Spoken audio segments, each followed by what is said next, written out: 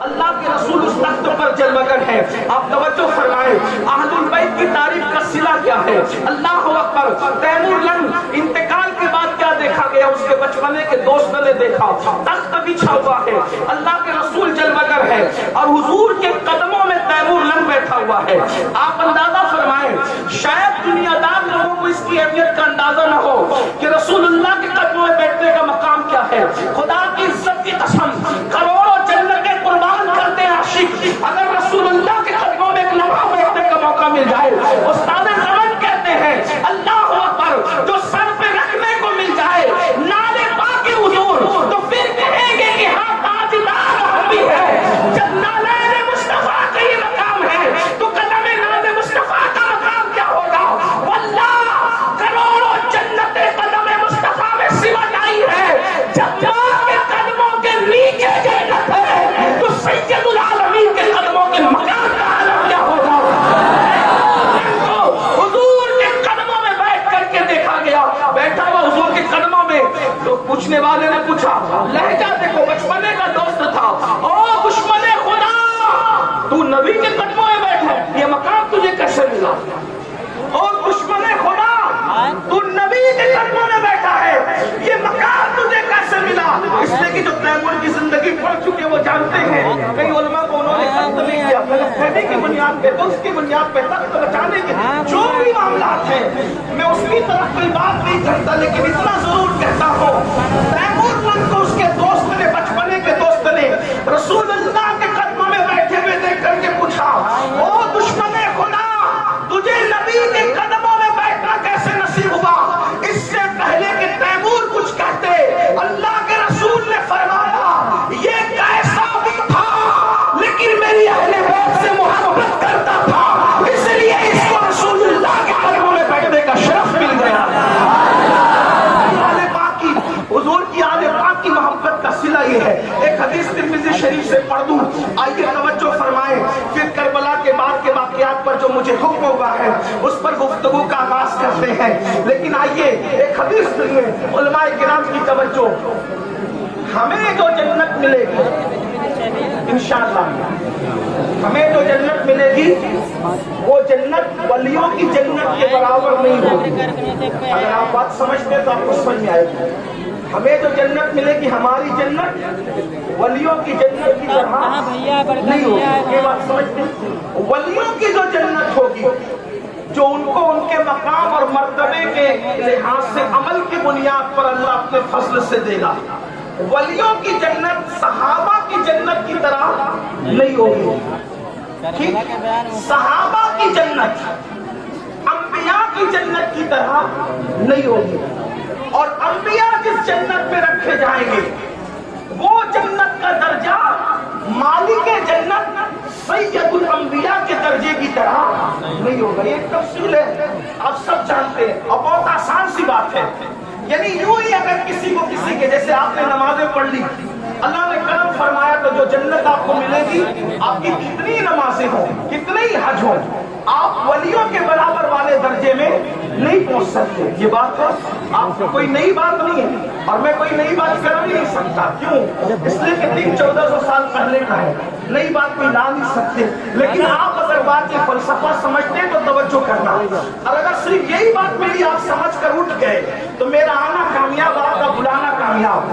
آپ کے عمل پر قدرت نے کرم کیا, اور اللہ نے جو جنت دی وہ ولیوں کی جنت کی طرح نہیں ہوگی. غوث پاک کی جنت کا درجہ جدا ہوگا, اور نمازیوں کی جنت کا درجہ جدا ہوگا. صابر قریت کی جنت کا درجہ جدا ہوگا, اور نمازیوں کی جنت کا درجہ جدا ہوگا. لیکن یہ سن لو, عوام کی جنت سے بہتر علماء کی جنت کا درجہ, علماء کی جنت سے بہتر, علماء کی جنت سے بہتر درجہ ولیوں کا, ولیوں کی جنت کا درجہ اس سے بہتر شہداء کا, شہداء کی جنت کے درجے سے بہتر صحابہ کا, ان سے بہتر درجہ, ان سے بہتر درجہ انبیاء کا, اور سب سے بہتر درجہ کس کا؟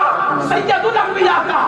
بلکہ بات اور سمجھاؤں آسانی کے ساتھ, امام اہل سنت کو اگر آپ پڑھتے لکھتے تو آپ کو سمجھ میں آئے گا, یہ جو سب کی جنتیں ہیں, جو میری, آپ کی, علماء کی, شہداء کی, ولیوں کی, یہ جو سب کی جنتیں ہیں, بلکہ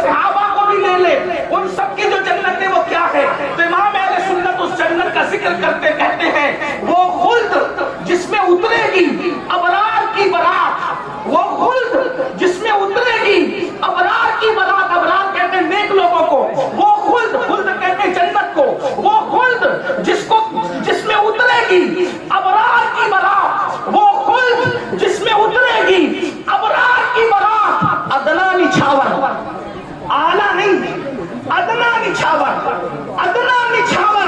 उस मेरे दूल्हा के सर की है। यानी जिसके जन्नती नेक लोगों की बारात उतरेगी, वो जन्नत कौन सी है? वो मेरे नबी के सर का उतारा हुआ सदका है। क्या है जन्नत? जिस जन्नत के लिए लोग जंगलों में चिल्ले काटते हैं, जिस जन्नत के लिए लोग तहज्जुद की नमाजें पढ़ते हैं, जिस जन्नत के लिए लोग अरफात, मिना, मुज़दलिफा में जो है वो खड़े रहते हैं, वो क्या है? अदना निछावर उस मेरे दूल्हा के सर की है। बंबई वालों, जिसको निछावर और सदका कहते हैं, क्या मतलब है? बारात कभी देखा? जो बारात निकलती है दूल्हा के साथ, और जब जो दूल्हा होता है तो दूल्हा के सरपरस्त, दूल्हा के बड़े उसके ऊपर से निछावर करते सदका है। तवज्जो, सदका। तो सदके का उसूल ये है, सदके का उसूल कि जिस पे से उतारा जाता है उसको नहीं दिया जाता है ना। सदके का उसूल यही है। बल्कि किसी कल्लाश गरीब मुफ्लिस पर से भी सदका उतारा जाए तो उसको नहीं दिया जाएगा। क्यों? इसलिए कि गैरत इश्क के खिलाफ है। जिसका सदका उसी को देना गैरत इश्क के खिलाफ है। तो ये जो सबकी जन्नत है, ये किसका सदका है? अदना निछावर उस मेरे दूल्हा के सर की है। यानी ये सब जन्नतें जो है मेरे नबी के सर का उतारा है।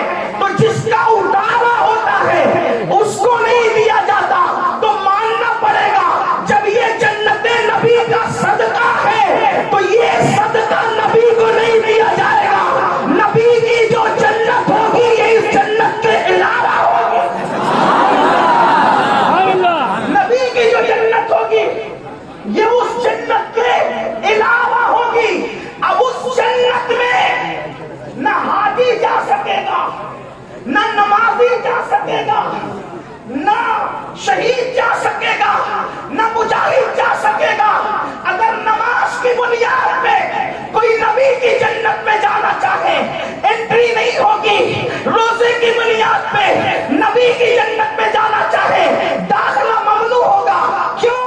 इसलिए कि जिसकी औकात और हैसियत नहीं उस दर्जे में जाने की, वो जा नहीं सकता।